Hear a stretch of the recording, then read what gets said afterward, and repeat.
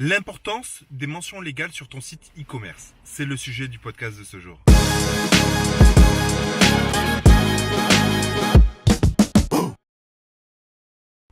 Salut à toi et bienvenue sur ma chaîne. Tu le vois, je suis dans la voiture. J'en profite que ma fille soit à la danse, mais pour faire quelques vidéos. Ça s'appelle l'optimisation du temps.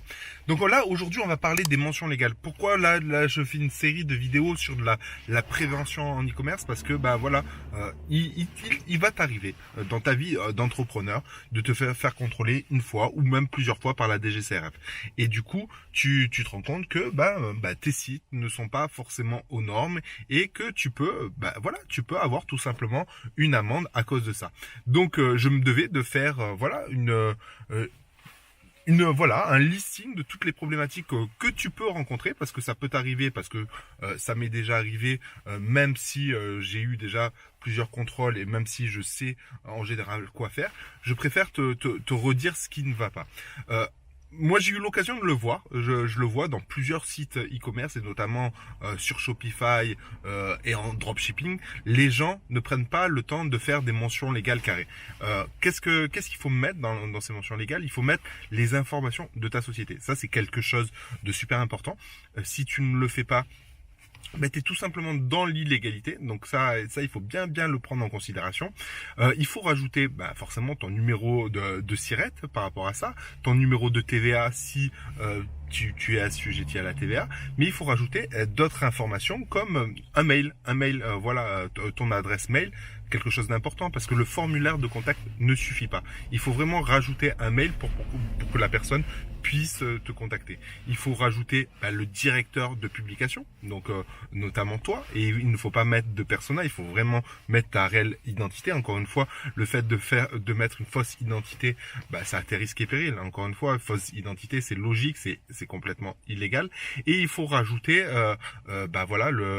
l'hébergeur. Donc si c'est Shopify, c'est Shopify. Si c'est OVH parce que tu fais un PrestaShop, ça va être OVH. Si c'est WheezyShop ou Dropeasy, il faut le mettre, etc., etc.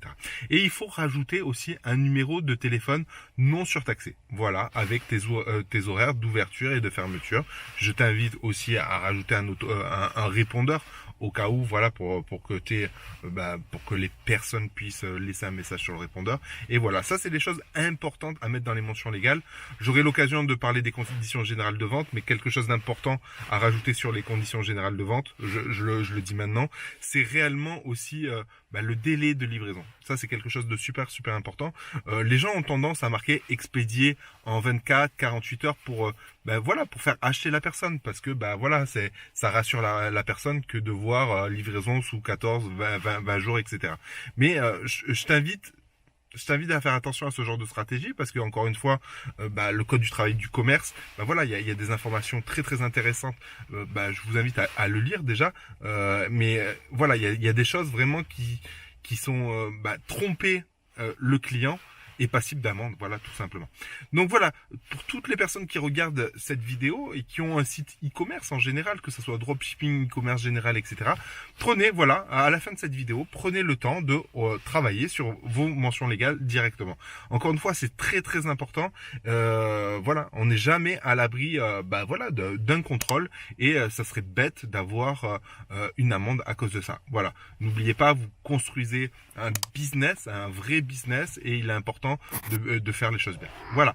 Sur ce, je vous dis à bientôt dans une prochaine vidéo. Ciao.